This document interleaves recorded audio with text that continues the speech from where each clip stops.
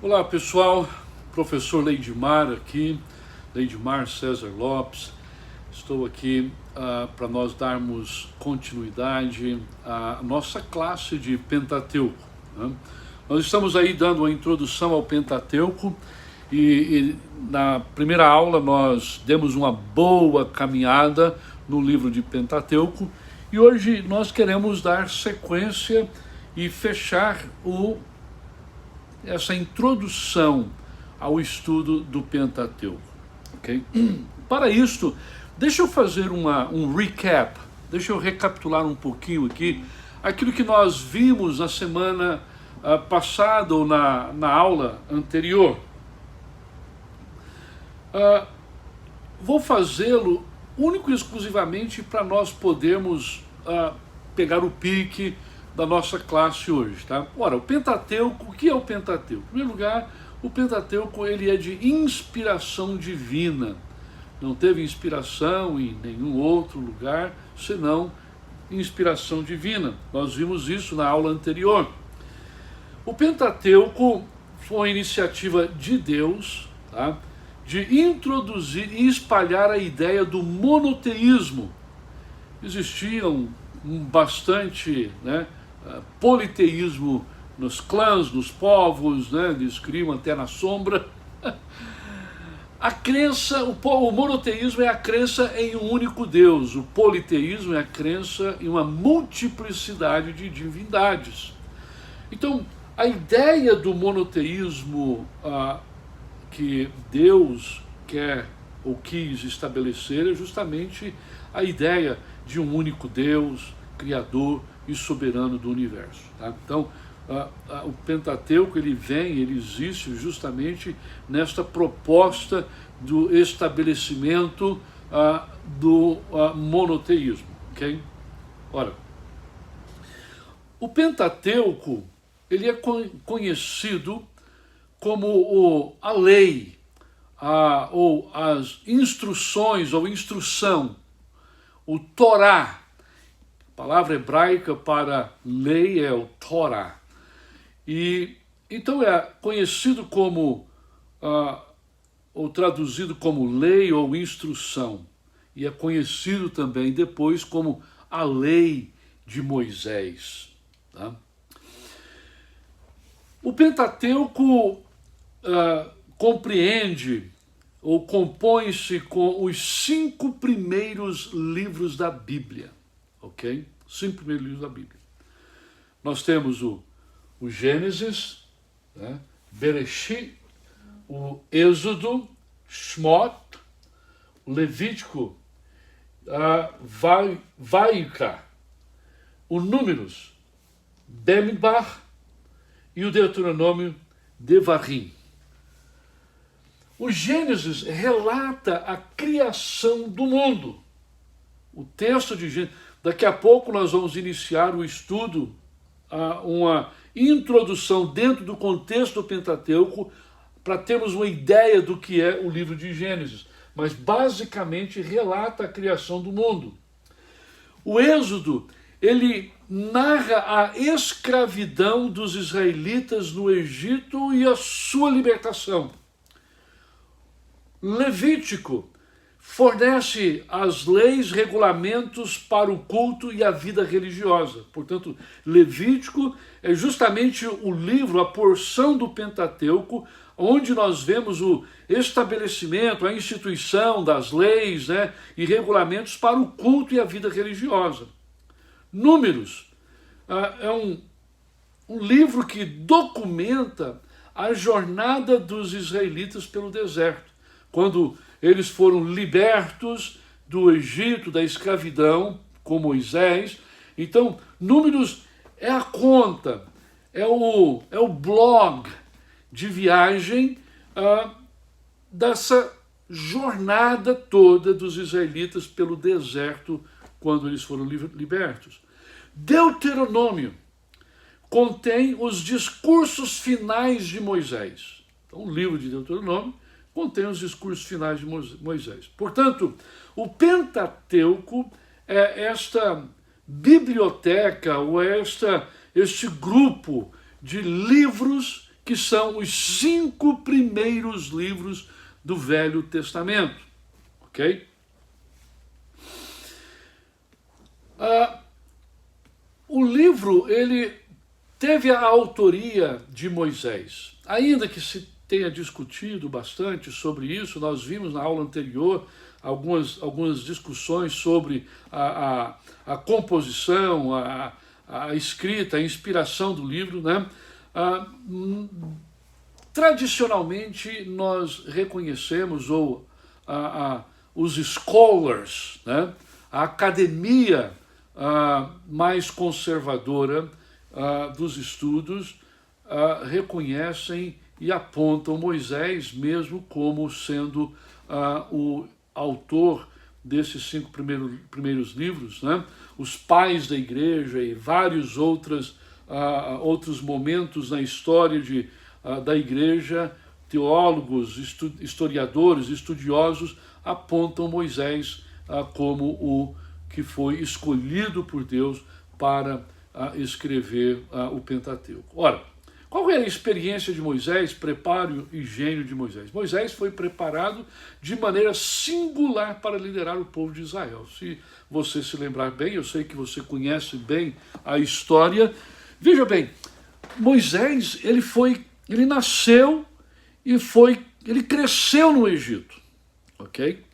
Ele estudou nas melhores universidades do Egito, ele foi preparado, ele foi carved, ele foi treinado, ele foi equipado para poder liderar o povo de Israel. Veja bem, quando nós falamos que ele foi preparado para fazer isto, não significa que durante os primeiros 40 anos de sua vida foi tudo ok, que ele sabia, ele havia compreendido já tinha tomado a decisão que iria fazer. Não, nada disso.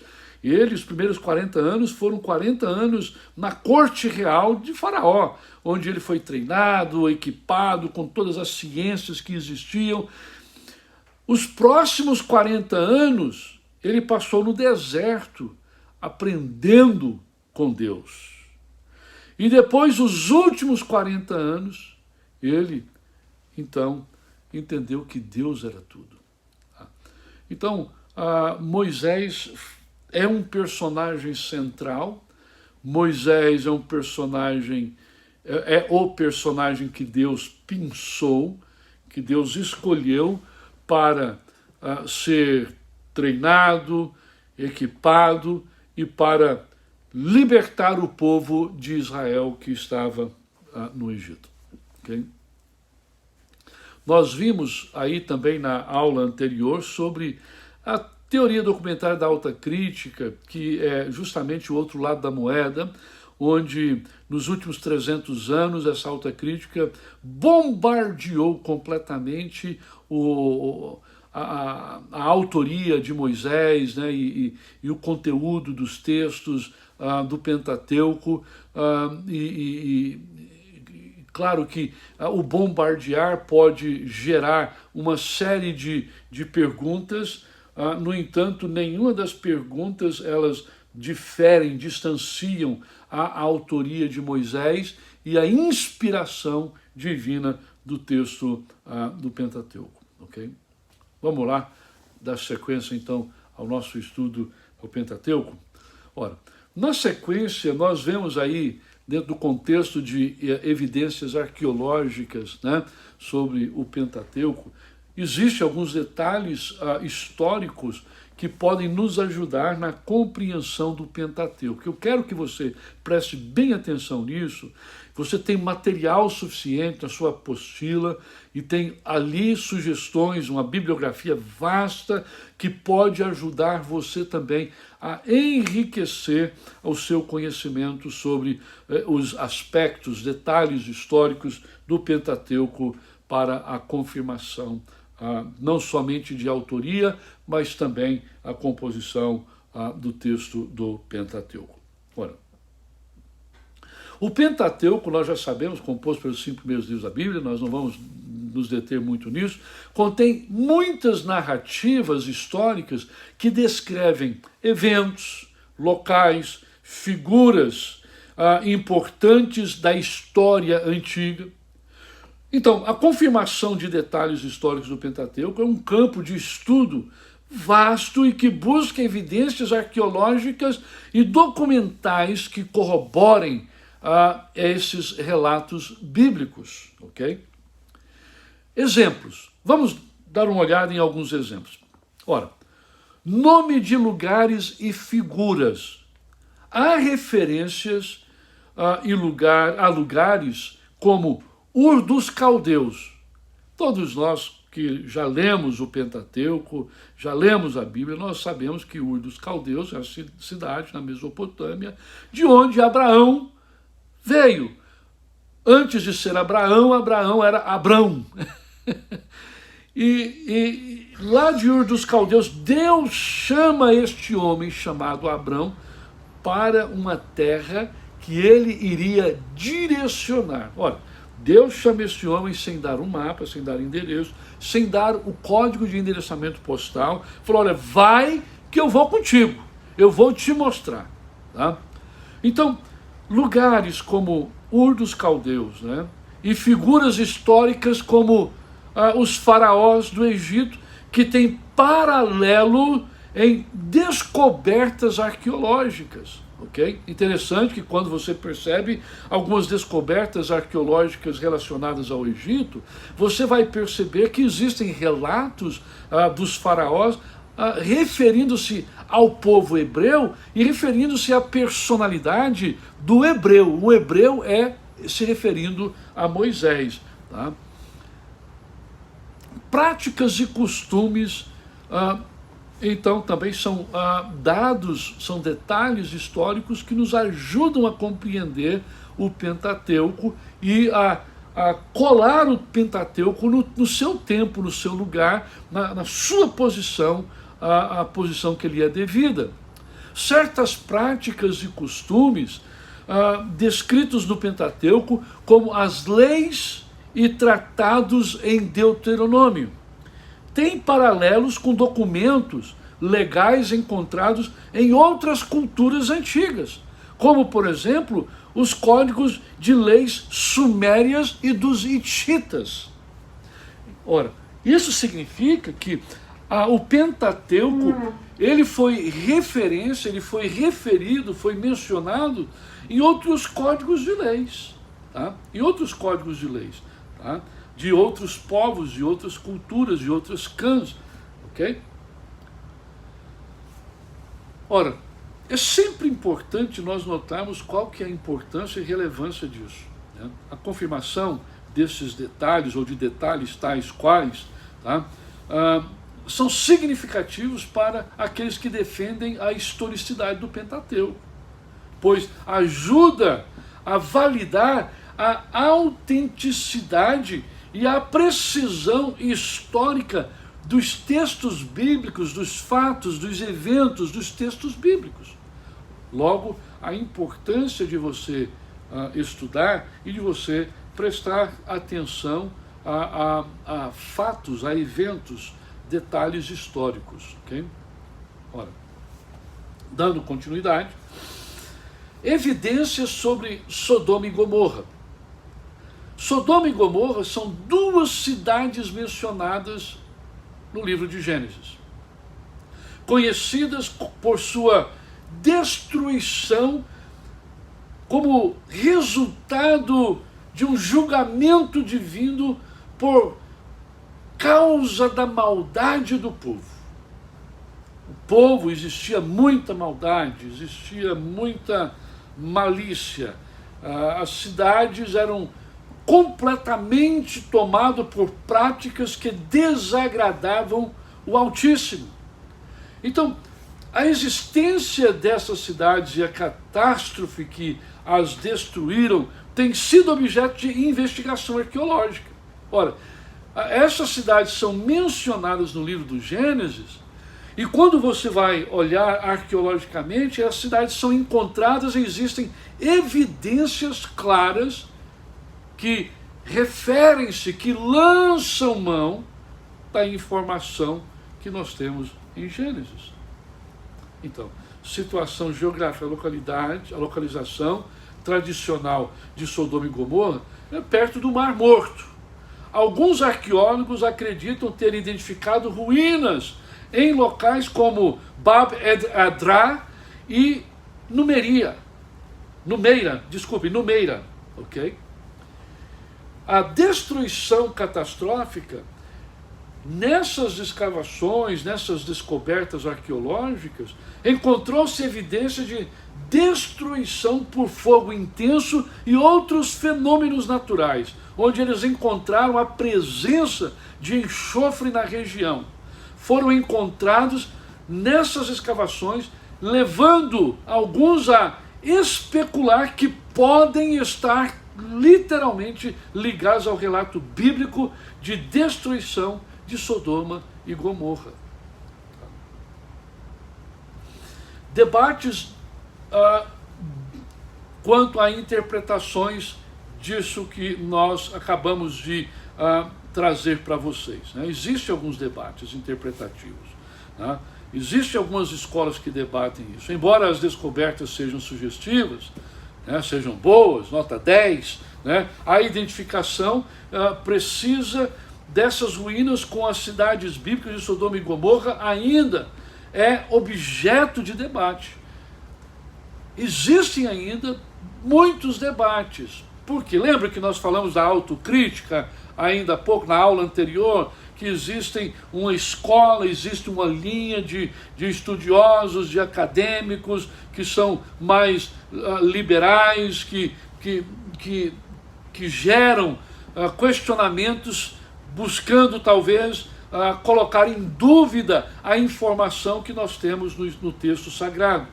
Ora, a interpretação das evidências também são várias, com alguns estudiosos vendo-as como apoio ao relato bíblico. Então, logo, os que são estudiosos, né, das correntes criacionistas, né, das correntes mais conservadoras, né, os próprios pais da igreja, né, eles identificam essas evidências como evidências que apontam claramente para o relato bíblico, enquanto esses outros apontam isso com simplesmente conexões mais conjecturais. O contexto mesopotâmico. Vejam bem, vocês ainda estudarão geografia bíblica, tá? E onde vocês vão ver não só a geografia, mas um pouco da história bíblica, também outra matéria, história bíblica. Vocês vão ver culturas, né? Vocês vão conhecer bastante das práticas culturais em cada uma dessas regiões que são consideradas regiões bíblicas, né? E interessante é que é fundamental conhecer-se um pouco do contexto mesopotâmico, né? Que é considerado o berço da civilização, tá? A Suméria, né, como berço da civilização, né, que está na Mesopotâmia, né? Nós precisamos conhecer um pouco, e o Pentateuco ele acontece a partir de uma realidade que envolve esse contexto geográfico, histórico, cultural desta região chamada Suméria.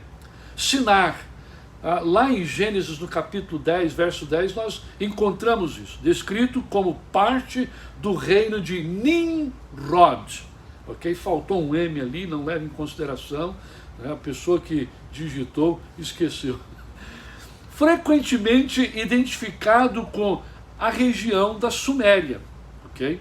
O reino de Nimrod é identificado como o reino da Suméria. Uma das principais civilizações da história, estabelecida por volta de 4.000 anos antes de Cristo. Está localizado na parte sul da Mesopotâmia, onde surgiram as primeiras grandes civilizações humanas. Esta região é conhecida como o berço da civilização, devido ao desenvolvimento de complexas sociedades urbanas, agricultura intensiva e inovações tecnológicas e culturais. Nós vamos ver, dar uma olhada daqui a pouco, eu trago um mapa para nós termos uma ideia exatamente aonde localizava-se esse berço da civilização. Por exemplo, Jardim do Éden. Na verdade não é Jardim do Éden, mas Jardim no Éden, né?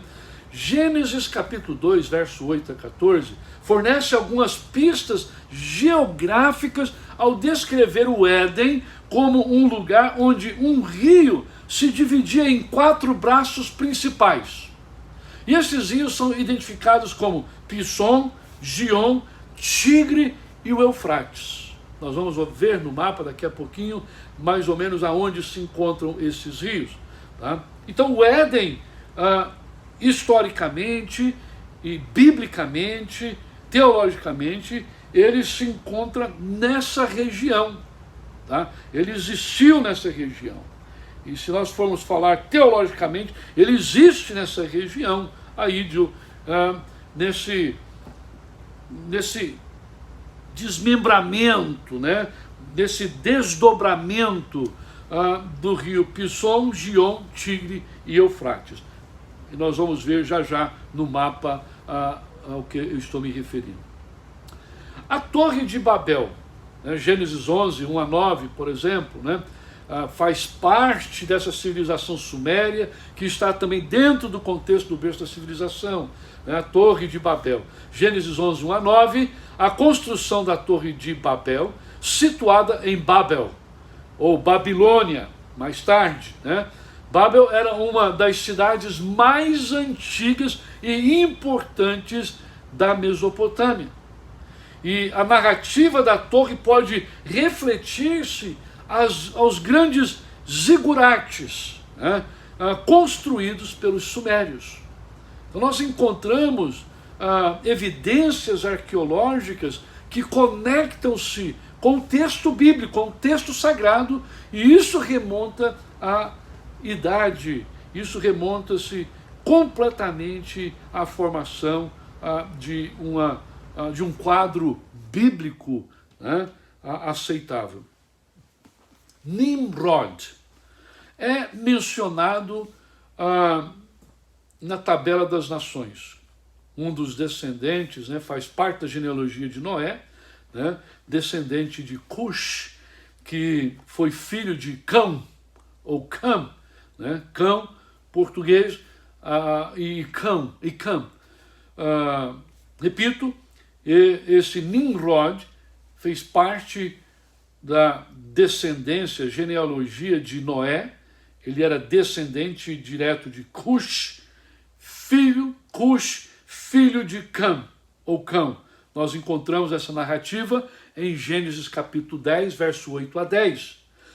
Nimrod, considerado pela tradição o fundador de alguns dos primeiros grandes reinos da história da humanidade, incluindo a própria Babel, ou Babilônia, Erech, Uruk, Acade e Calné, todos na terra de Sinar, identificados como a Mesopotâmia.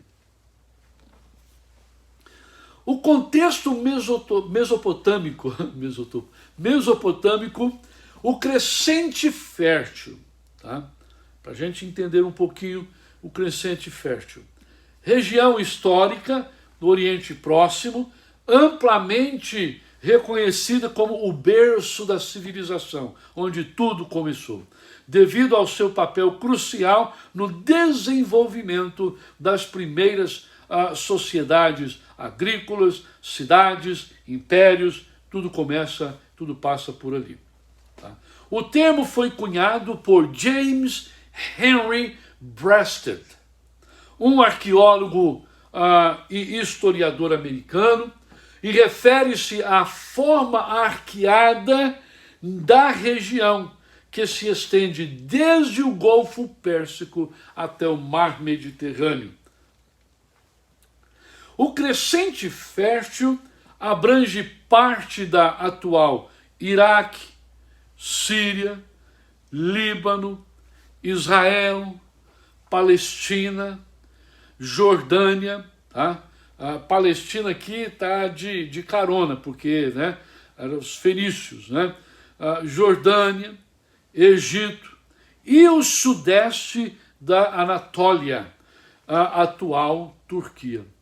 A região é delimitada pelos rios Tigre e Eufrates ao leste e pelo rio Nilo a oeste.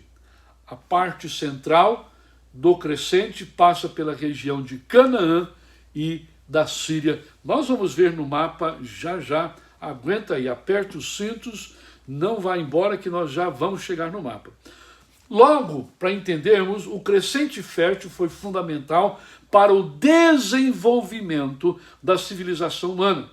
Suas terras férteis e os rios que a percorrem permitiram a agricultura em larga escala e o surgimento das primeiras cidades e, eventualmente, o desenvolvimento de grandes impérios que moldaram o curso da história. Primeiro mapa, para nós termos noção, tá? Não sei como aparece na sua tela aí, mas aqui para mim aparece uma cor meio salmão. Veja bem, um mapa. Nós temos aqui o Golfo Pérsico, Mar Cáspio, Mar Negro, Mar Mediterrâneo, Mar Vermelho, ok? Nós temos aqui o Rio Nilo, ok? O Rio Nilo, com o seu triângulo fértil também, ok? Nós temos aqui a Mesopotâmia, um pouco mais ao noroeste aqui, ou o nordeste, nós temos a Média, né? Nós temos a Mesopotâmia, a Assíria, Fenícia, Anatólia, como eu disse ainda há pouco, que é a Turquia atualmente, o deserto sírio, onde estão todos os países, né, árabes, né, ou a Arábia Saudita e por aí afora, né? O Egito está aqui, nesta região. Então, essa região fértil, que é chamada de crescente fértil, e tem esse formato meio de arco, né? Meio de arco, é justamente toda esta região. Esse é o berço da humanidade, o berço da sociedade, começa nessa região, onde se encontra aí o Jardim no Éden, aonde os primeiros povos, os primeiros impérios, tudo surge a partir desta região. Então, quando nós mencionamos lá, né, o rio Tigre, o rio Eufrates, né, e os outros dois rios, né, que é o Gion e o Pison também, tá? Gion e Pison, estão aqui nesta região do crescente fértil, ok? E é justamente nesta região também, eu quero sentar aqui para mostrar melhor, aqui nesta região está Babilônia, o Babel, onde a Torre de Babel, né? E então, possivelmente, as escavações, a arqueologia nos mostra claramente esta região como sendo do crescente fértil, tá? É uma região grande, uma região que produziu e ainda produz hoje. Interessantemente que onde está a Fenícia, que é Israel, ali você encontra hoje, depois de muito tempo deserto, inclusive isso é bem profético, né? Que haveria fruto no deserto, né? Existe uma transformação excepcional nesta região, principalmente desértica, aonde está se revigorando a produção de alimentos e coisas assim interessantes. Por exemplo, você vai encontrar Israel como sendo um dos grandes produtores de laranja no mundo, né? E vários outros, aonde era desértico, e vários outros produtos são produzidos ali de alimentação, né? Aí nós temos este outro mapa que mostra a Mesopotâmia, né? Okay? 3 milênios mais no centro, antes de Cristo, né? 3.000 anos, mais de 3.000 anos antes de Cristo. Nessa parte central aqui estava a Suméria, ok? Onde tem, nós vemos biblicamente as referências bíblicas, né? Estudando, né, as evidências arqueológicas, Ur dos Caldeus encontrado aqui, Lagash, Uruk, que nós falamos ainda há pouco, a Babilônia, o Babel, Acade, Assur, Nínive, Man, Jerusalém, Tiro, Sidom e Biblos, são cidades milenares, ok? Que nós encontramos a referência bíblica e a arqueologia nos leva a ver isso. Então, portanto, os sumérios no centro, quando início desta corrida, desta história da humanidade, né? De Deus se mostrar, Deus se manifestar ao povo, Deus gerar o Pentateuco, né? Nós temos aqui, então, o início desta sociedade, os sumérios, logo depois nessa cortil, o Império Babilônico, já no segundo milênio antes de Cristo, né? Primeiro momento do Império Babilônico, né? E depois, nesse verde limão, nós encontramos aí as limitações ou os limites, né, do Império Assírio, mais ou menos 1000 anos antes de Cristo. Tá? Então, interessantemente, aqui nós encontramos esta região, esse desenho no mapa meio curvo, que é onde está exatamente o que nós chamamos, né, de o crescente fértil. Né? Coisa interessante, né, que a Anatolia, né, ou Anatólia, é onde estão os hititas, bem mencionado na Bíblia. Né? Essa região, a Fenícia, onde hoje é Israel, a Fenícia, o Egito está lá, a Síria. Tá? Então, dê uma olhada depois, você vai ter aí no seu material, você vai ter aí esses slides, né, que nós estamos mostrando para vocês. Aqui novamente, né, o Fertile Crescent, somente de uma forma bem mais clara, bem mais nítida, para nós termos esta visão aí de que as evidências arqueológicas, elas são reais, elas são presentes e elas nos ajudam bastante. Okay? Caminhando. Agora, importância histórica e teológica do Pentateuco. Vamos caminhar rapidinho aqui. Ó. Fundação da identidade judaica. O Pentateuco, ele contém as narrativas da criação, do dilúvio, dos patriarcas, Abraão, Isaac, Jacó, José, né? E do êxodo do Egito, eventos centrais na formação da identidade do povo judeu. Olha, por que o Pentateuco ele é importante? Passa por isso aqui, tá? Porque mostra a identidade desse povo.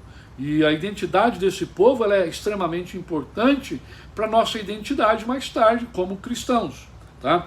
O Êxodo, em particular, é um evento histórico-teológico crucial, tá? Pois marca a libertação dos israelitas da escravidão e a formação da aliança entre Deus e Israel no Monte Sinai. E nós vamos ver que a aliança ela é fundamental. Tá? E exatamente no Monte Sinai que Deus entrega o Torá, né? A lei para Moisés. O código de conduta, né? É importante histórico-teologicamente porque é justamente aí que surgem os códigos de conduta. Esses livros estabelecem o código de moral, ético e legal que orienta a vida do povo de Israel. As leis de Levítico e Deuteronômio fornecem diretrizes para a adoração, justiça e relações sociais, refletindo a santidade e o caráter do Altíssimo. A importância dessa lei do Pentateuco, a importância do Torá, é central na vida religiosa judaica. Por quê?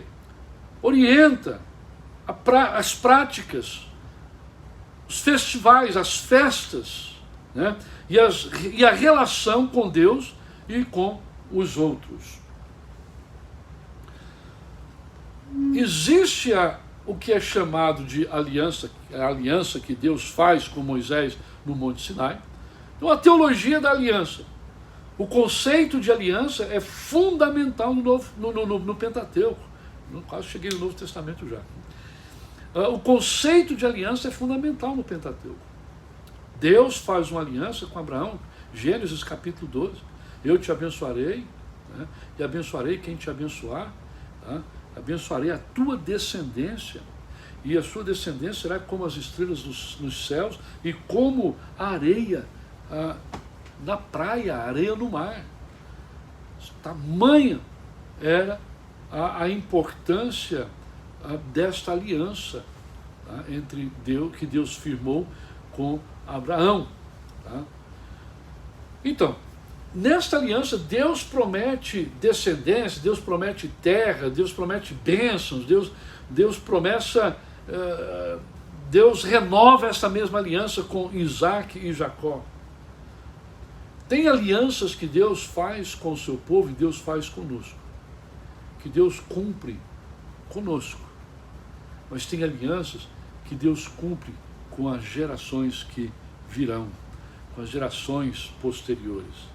No sinal, Deus faz uma nova aliança com todo o povo de Israel, estabelecendo-os como um reino de sacerdotes e uma nação santa. Êxodo capítulo 19, verso 6. Essa aliança está condicionada à obediência a Deus. Ora, a autoridade de Moisés como líder e autor. Moisés como líder. Moisés é o personagem, nós já falamos um pouco sobre isso, né? É o personagem central do Pentateuco, sendo líder escolhido por Deus para libertar os israelitas do Egito e conduzi-los para a terra prometida. Okay? Ele é apresentado como um mediador entre Deus e o povo. Isso te lembra alguma coisa? Ele é apresentado como mediador entre Deus e o povo. Isto é uma figura. Mais tarde você vai perceber. Lembre-se do que eu vou dizer. Isto é uma figura, ok? E você vai se lembrar bem. Moisés recebeu as leis divinas e transmitiu ao povo. Moisés desempenha um papel crucial na formação da identidade nacional e religiosa de Israel. Moisés, como autor tradicional, nós já debatemos bastante sobre isso. A tradição judaica cristã atribui o Pentateuco como tendo autoria mosaica. Tá? A autoridade de Moisés como autor é fundamental, pois a lei é vista como diretamente revelada por Deus através dele. Deus não usou outro expediente, Deus usou Moisés e revelou esta lei para Moisés. Moisés é considerado o profeta por excelência e sua autoridade é incontestável nas tradições religiosas. Impacto na formação da fé judaico-cristã. Qual que é o impacto do Pentateuco aí? Né? Nós já sabemos que o Pentateuco é o fundamento da fé judaica, fornecendo a narrativa da criação, a história dos patriarcas, a libertação do Egito e a entrega da lei. Ele molda a identidade e a prática religiosa do povo judeu até hoje. O Pentateuco é modular historicamente, milenarmente, até hoje. Qualquer momento que você for em Israel, você vai ver claramente o que eu estou falando. Se você entrar em uma sinagoga, em uma vila, em uma cidade onde é predominantemente judaico, você vai perceber claramente. Se você vai à casa de um judeu mesmo praticante, você vai perceber claramente que é a base fundamental. Ok? A influência do Pentateuco sobre o cristianismo. O cristianismo e o Pentateuco tem uma ligação, uma afinidade enorme, ok? Por quê? Porque o Pentateuco influencia igualmente o cristianismo, assim como influenciou o judaísmo. Tá? Por quê? Porque fornece o pano de fundo para a vinda de Jesus Cristo, que é visto como o cumprimento da lei. Jesus, ele é o cumprimento da lei e das promessas feitas no Antigo Testamento. Muitos ensinamentos de Jesus, quando Jesus ensina, e dos seus apóstolos, estão enraizados no Pentateuco. E o conceito de aliança é expandido aqui no Novo Testamento, tá? Aonde inclui para a nova aliança que é feita em Cristo Jesus. Tá? Então, Deus faz uma aliança no Velho Testamento, e ele renova a aliança com Moisés, e depois com Cristo Jesus ele traz uma nova aliança. Né? As leis e as histórias do Pentateuco são frequentemente citadas e reinterpretadas no Novo Testamento. Ora, o Pentateuco ele é a base da doutrina e ética. Tanto no judaísmo quanto no cristianismo, o Pentateuco serve como uma fonte primordial de doutrina e ética. Ele oferece princípios sobre a natureza de Deus, a criação, sobre o pecado, a redenção e a vida em comunidade. As histórias de fé e obediência dos patriarcas, lá no Pentateuco, a justiça e a misericórdia de Deus e as promessas das alianças são temas centrais que continuam a influenciar a fé, não somente dos judeus, mas dos cristãos e de muitos outros grupos à volta do mundo. A importância do Pentateuco na teologia. Em primeiro lugar, nós precisamos entender o seguinte, que o Pentateuco ele traz essa fundamentação de fé judaico-cristã, né? E a natureza de Deus, a criação e a natureza de Deus, né? Que é um ponto de discussão teológica, que é a teologia, né? Gênesis revela a criação do mundo e a natureza de Deus como Criador e soberano.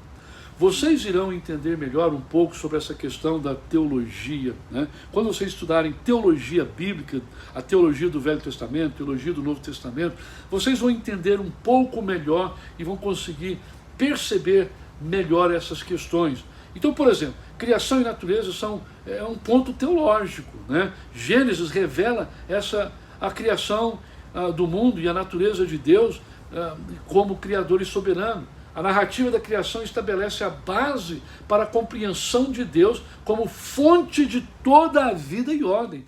Então, se nós queremos ter uma compreensão de Deus, nós precisamos entender Deus como o Criador de todas as coisas, Criador dos céus, da terra, das galáxias, do universo, e Criador da nossa própria vida. Nós não existiríamos se não fosse a criação de Deus. Tá? Sacrifício e culto, né? O Pentateuco detalha os rituais, né, de sacrifícios, normas para o culto, refletindo a necessidade de expiação e santidade. Sim, no Velho Testamento havia necessidade de sacrifício, derramamento de sangue, para demonstrar adoração, para demonstrar aliança, para demonstrar devoção, né? Nós vamos ver isso e entender melhor isso, porque Cristo Jesus, ele veio e se tornou um cordeiro único.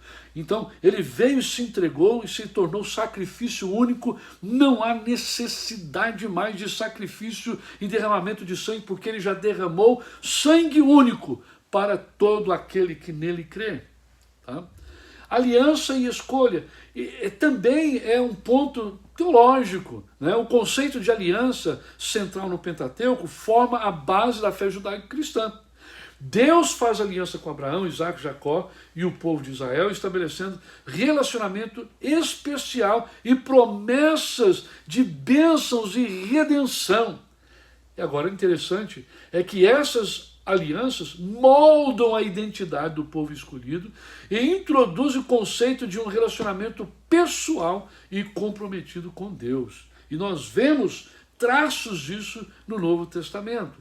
Lei e moralidade, outros aspectos de discussão teológica no Pentateuco e que perpetua ao longo da história. As leis dadas no Êxodo, em Levítico e Deuteronômio fornecem um código moral e ético que orienta a vida do povo de Israel. Quero lembrar você que o Decálogo e outras leis estabelecem princípios de justiça, santidade, adoração, que são fundamentais para a prática religiosa e social.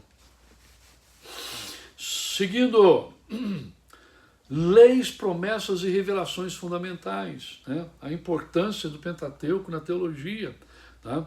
Quanto às leis, promessas e revelações fundamentais.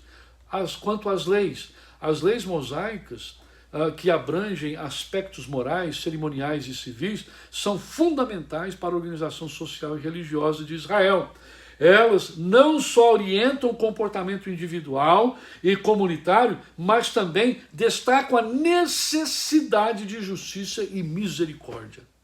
É justamente a partir daí que começa a surgir e a criar ideias, né? A fundamentação de leis. Promessas. As promessas feitas a Abraão e seus descendentes, como a promessa de uma grande nação, de uma terra para o seu povo, são centrais para a teologia bíblica. Vocês vão ver mais sobre isso quando estiverem estudando teologia bíblica. Essas promessas estabelecem a base para a expectativa de uma redenção futura, falando de nós, de uma redenção futura e um Messias que cumprirá a aliança. Um Messias que cumprirá a aliança. Desculpe. Um Messias que cumprirá a aliança. Então, tudo tem a ver, gente. É algo fantástico. A coisa que Deus criou, a coisa que Deus fez. É tão fantástico, é tão excepcional, que se encaixa uma na outra. Não tem espaço, não existe ato algum. Tudo você consegue entender a partir de uma percepção, de um estudo mais tranquilo e abrangente. Revelações. O Pentateuco contém revelações diretas de Deus ao seu povo, incluindo a entrega da lei no Sinai e as instruções sobre a vida comunitária e adoração. Essas revelações moldam, uma vez mais, parece repetitivo, moldam a visão de Deus e a relação do povo de Deus com o seu Deus. Ok? Base para a compreensão do Novo Testamento. O Pentateuco, a teologia do Pentateuco, oferece uma base boa para a compreensão do Novo Testamento. Vamos lá, profecias e tipologia. Ainda mencionei ainda há pouco algo, você vai se lembrar agora. Muitas profecias e figuras do Pentateuco são vistas como figurações e tipos que são cumpridos no Novo Testamento. Então o Pentateuco ele está carregado, ele está cheio, ele oferece muitas profecias, muitas figuras que se cumprem, que são verdadeiramente tipos de Cristo, tipos do Messias, tipos da igreja, que irão se cumprir exatamente no Novo Testamento. Por exemplo, a Páscoa e os sacrifícios do Antigo Testamento são interpretados como tipos que apontam para o sacrifício de Jesus Cristo. O que eu quero dizer com tipos? São figuras. Aqui elas aconteceram, mas são figuras, são prefigurações daquilo que há de vir. Ok? Seguindo, Jesus e a lei. Jesus, ele frequentemente se referiu ao Pentateuco em seus ensinamentos e proclamou que não veio para acabar, para abolir a lei. Antes, ao contrário, ele veio cumprir a lei. Mateus 5, nós vemos isso no versículo 17. Né? A compreensão da lei mosaica é essencial para entender a visão de Jesus sobre justiça e o reino de Deus. Okay? Então, uma coisa está interligada com a outra. Aliança nova. O Novo Testamento descreve a nova aliança em Cristo. Lembra que eu falei ainda há pouco? A nova aliança em Cristo, que é vista como o cumprimento das promessas feitas no Pentateuco. ok? A transição da antiga para a nova aliança é um tema central do cristianismo, mostrando como as promessas e leis do Antigo Testamento são realizadas e reinterpretadas em Cristo Jesus. Vamos seguindo. Relevância para hoje de tudo isso.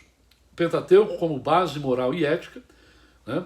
O Pentateuco, ao delinear as leis e mandamentos dados por Deus ao povo de Israel, estabelece um código moral e ético que tem influenciado profundamente tanto a fé judaica quanto a cristã e de outros povos também.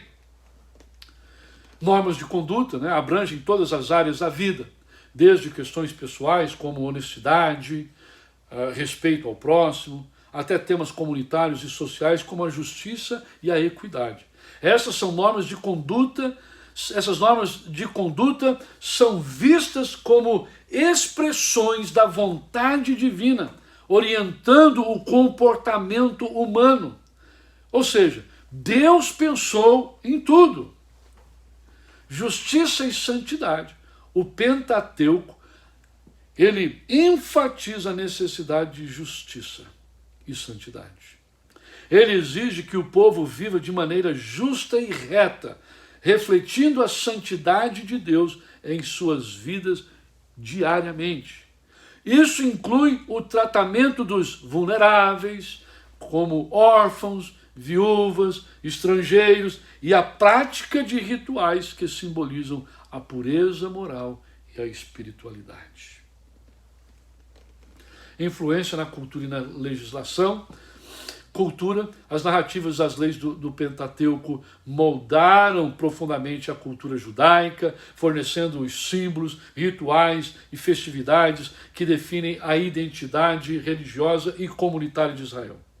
Festividades como Páscoa, o Peshá, né, e o dia de expiação, Yom Kippur, têm suas raízes no Pentateuco e continuam sendo centrais até os dias de hoje. A legislação, as leis mosaicas tiveram um impacto significativo em Israel, não somente naquela época, mas o sistema jurídico posterior até os dias de hoje. Elementos do direito civil penal de hoje, como a ideia de justiça retributiva, olho por olho, dente por dente, e a proteção dos direitos dos indivíduos, influenciaram a legislação em diversas culturas, incluindo a base para as leis ocidentais. A ética social promovida no Pentateuco, que inclui o cuidado com os pobres, a prática da justiça e a integridade nas relações comerciais, né? Não roubar, né?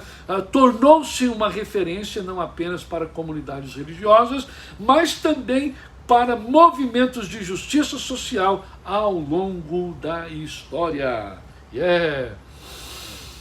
Continuidade, veja bem, tradição de estudo.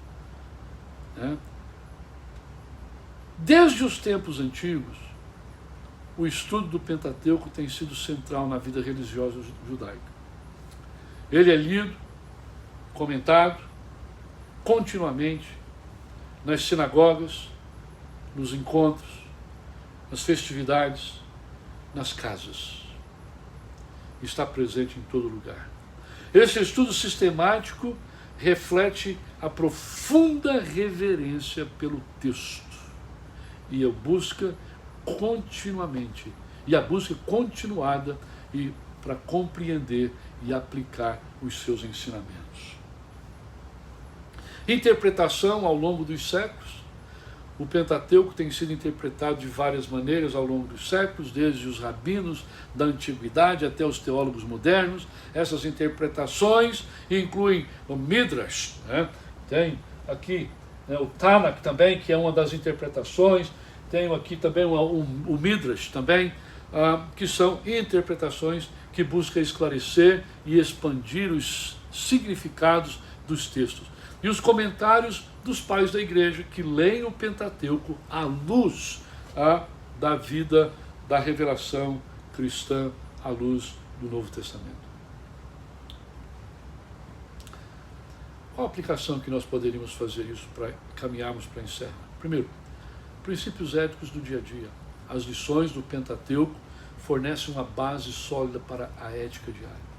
Todos os dias nós devemos colocar em prática.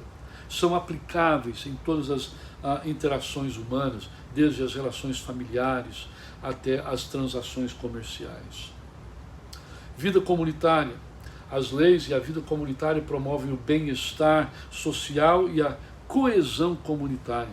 Instruções sobre cuidados dos pobres, o tratamento justo dos trabalhadores, a resolução de disputas incentivam a construção de uma sociedade onde a dignidade e o respeito mútuo prevalecem.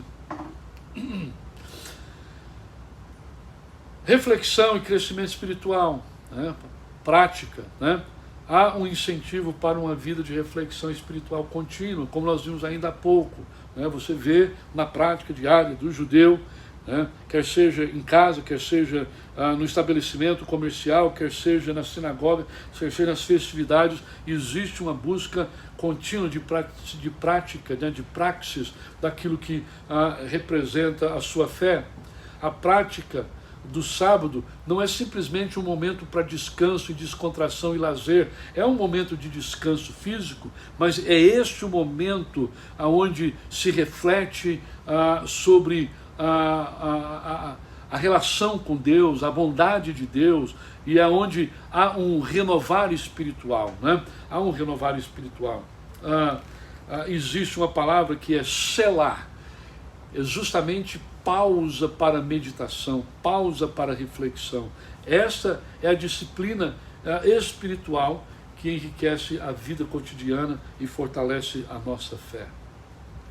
Orientações em decisões cotidianas. Sim, o Pentateuco nos ajuda nas decisões mais diversas do nosso dia a dia, criação de filhos, a abertura de empresas, manter uma empresa, como tratar os funcionários, como tratar o meu próximo. O Pentateuco nos ajuda nas decisões mais importantes do nosso dia a dia. Considerações finais. O Pentateuco como pilar da Bíblia, tá? Ele, nós já sabemos, é composto pelos 5 primeiros livros da Bíblia, é fundamental tanto para a tradição judaica como para a cristã, nós já sabemos disso.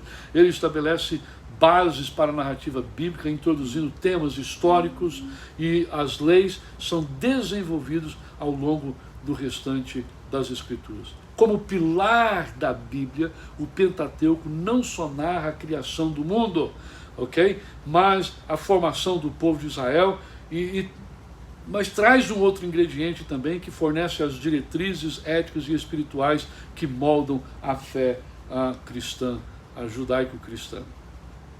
Fundação da teologia bíblica. O Pentateuco introduz conceitos teológicos, assim como nós vimos a teologia do Pentateuco, introduz conceitos teológicos essenciais, como a criação, o pecado, a redenção, a aliança com Deus e com a humanidade. Então é uma relação vertical e uma relação horizontal. O Pentateuco nos ajuda em tudo isso, não só dentro do judaísmo, mas ela é fundamental dentro da proposta de cumprimento do Novo Testamento, onde a figura de Jesus Cristo é vista como a realização das promessas e profecias do Antigo Testamento.